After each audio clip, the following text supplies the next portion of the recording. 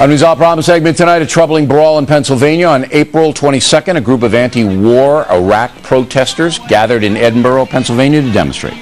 They were met by a smaller group of counter demonstrators.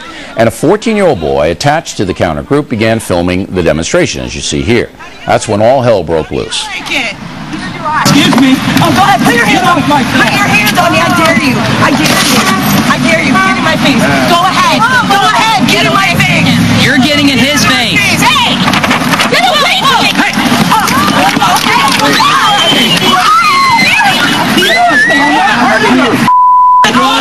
Let go! Get off me! Don't touch me. For my sister, you Hey! Stop it! Wow.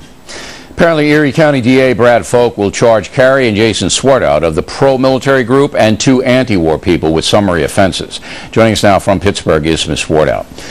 It's hard for me to tell what was going on there, who was who. I mean, if you had uniforms on, I could.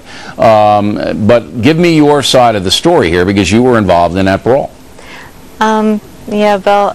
Basically, my son went over to videotape some displays that one of the main girls that attacked us was setting up. She was not very happy with him videotaping her, and as everybody knows, he has every right to videotape in a public place, you know, when somebody is putting on a public display. And your son is 14. Did anybody touch him?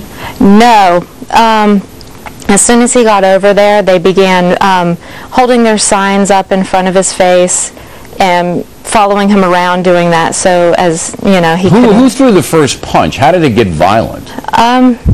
When the girl took my husband's sign from him. How could a girl take a sign from a guy? He had it sitting like down in front of his legs. Okay. He didn't have it in his hands. She grabbed it. So an anti-war protester took a sign that your husband had, who's a pro-military guy, and then what happened? Yeah. She threw it out in the road. He went to retrieve it, and she, as you can see, ran and stood on it. When he got it out from under her, she obviously was trying to antagonize him into hitting her. So that's when I went over and just tried to defuse the situation by getting in between them, letting him separate from her.